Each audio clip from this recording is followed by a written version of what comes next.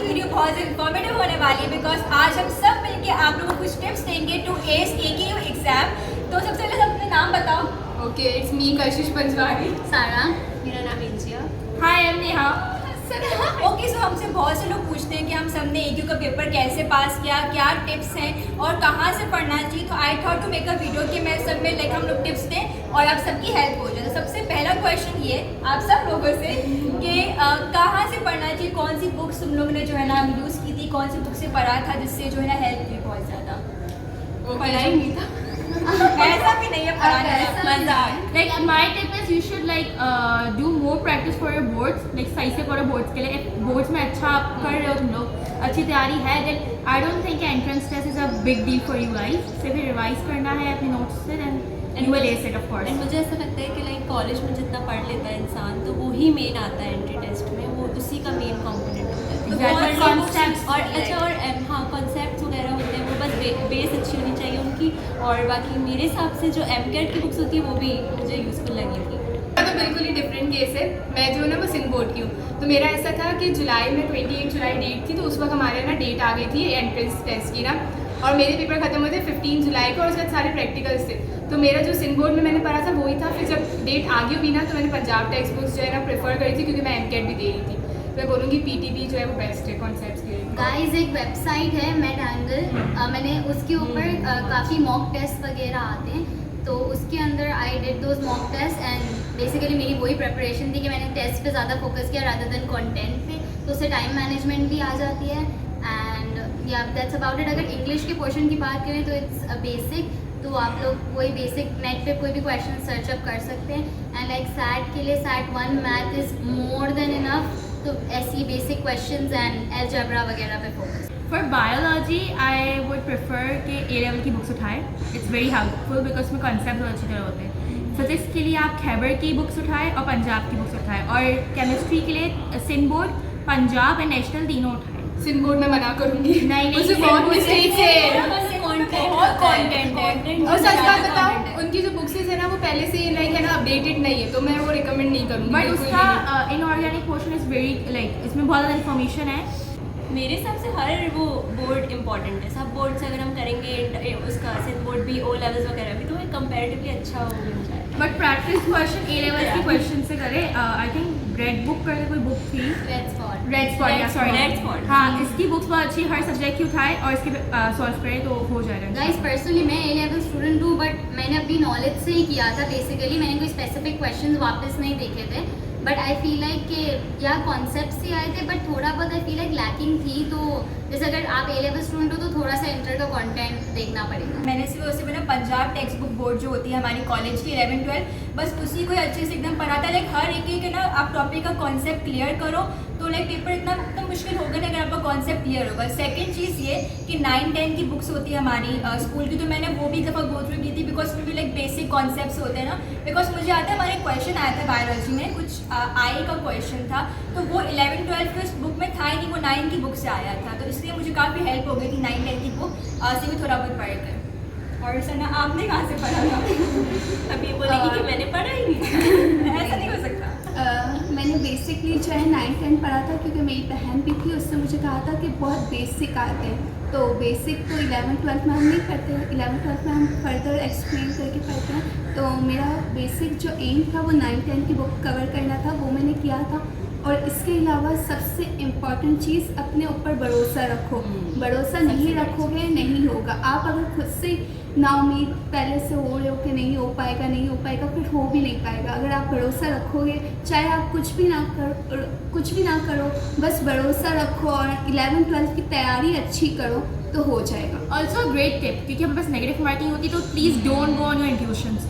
इससे negative marking से आप मार्क्स 0.25 से भी रह जाते हो, तो नहीं, अगर 100% श्योर नहीं हो आंसर का तो just leave it, don't go with negative answers. पर मैंने कुछ भी नहीं छोड़ा था, मैंने कुछ भी नहीं छोड़ा था। मैंने छोड़ा था, मुझे डाउट था क्योंकि मुझे नेगेटिव मार्किंग का I did leave few questions for मैंने कुछ नहीं छोड़ा था बिकॉज यार मैंने भी 0.25 कटता था नेगेटिव मार्क। मतलब अगर आप क्वेश्चन गलत करो तो अगर फॉर सपोज 4 मुझे एमसीक्यूज नहीं आते तो 0.25 कट के 1 मार्क कटेगा, मगर अगर मैंने 4 में तुक्के लगाए और मेरा 1 सही हुआ तो 1 मार्क मुझे मिल गया ना। बट मैं तो वो मार्क छोड़ दो, मैंने भी नहीं बट मैंने भी छोड़े थे। आई वुड एडवाइस कि अगर 4 ऑप्शंस हैं, अगर आप चारों में कंफ्यूज हो तो मत आंसर करना, बट अगर जैसे 2 हैं और उसमें आपको देन आंसर 2 अगर आपको सही लग रहे हैं तो आप आंसर कर सकते हो, क्या पता आपका आंसर सही हो और फिर आपको नंबर तुक्के अच्छे भी कभी कभार लग जाते हैं। और और सही और वैसे बात है, अगर आपको यकीन है और सबसे ज़रूरी अल्लाह से मांगो, भाई अल्लाह हर चीज़ दे देता है, और अल्लाह से अगर मांगोगे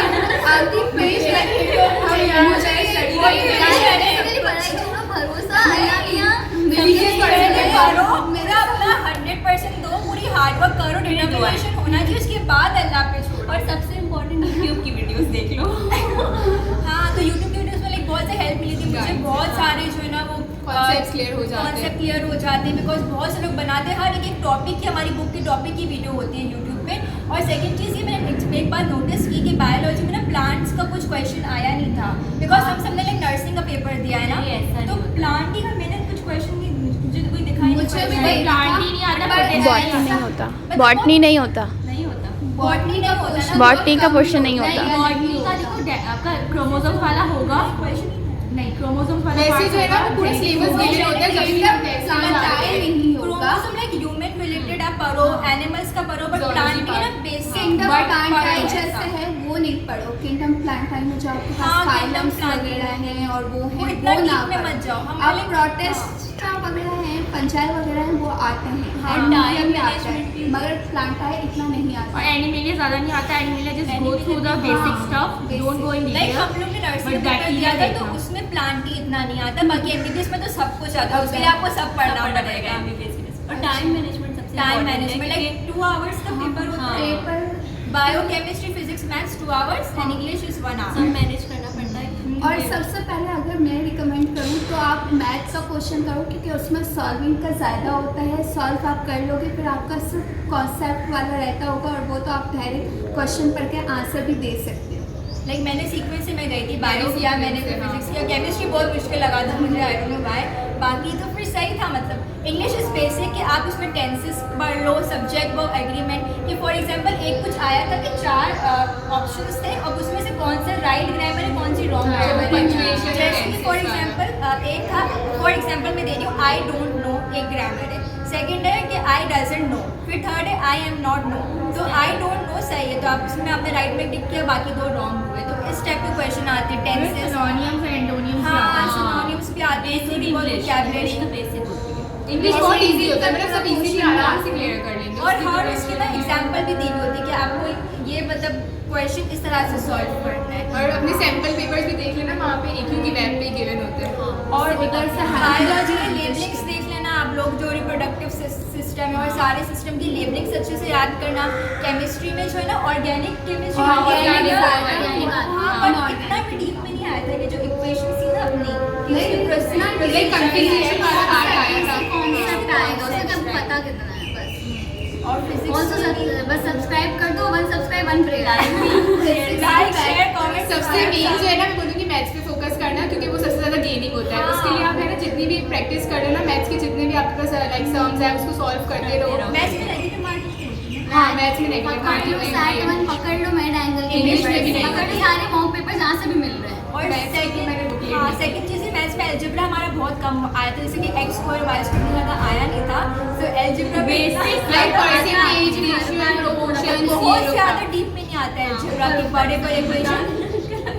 हाँ अंकल जाना ठीक है, ratio proportion, percentage, fraction, decimals के फॉर सपोज 5/7, 0.001 अब असेंडिंग ऑर्डर में इसको है ना लाइक मिसिंग कुछ दिया होगा आपको है ना, वो फाइंड आउट करना है वैल्यूज से। हाँ। तो ऐसे बहुत घूमे फिरे हुए आते हैं और maths में। डेली लाइफ वर्ड प्रॉब्लम्स आती है मैथ्स में, तो टाइम मैनेजमेंट करो अच्छे से, बहुत अच्छी मेहनत करो। और आप फॉर सपोज अगर आप लोग के पास 1 मंथ बाकी है ना, तो आप लोग 1 मंथ का अभी से टाइम टेबल बना लो कि आज मुझे ये पढ़ना है, कल ये पढ़ना है, टारगेट पूरा सेट कर दो और और अचीव अगर- करो हर डे का। और अगर आप पढ़ने में सोना नहीं है वो फिर आपको अगर आपका 12th का पेपर अभी तक नहीं हुआ है तो पहले उस पर फोकस करो, वो अगर आप क्लियर अच्छे से कर लोगे तो आपका ये भी आसान है टेस्ट, ये इतना मुश्किल नहीं है जितना 12 या 11 होता है, नॉर्मल है, हो जाएगा, यकीन रखो हो जाएगा।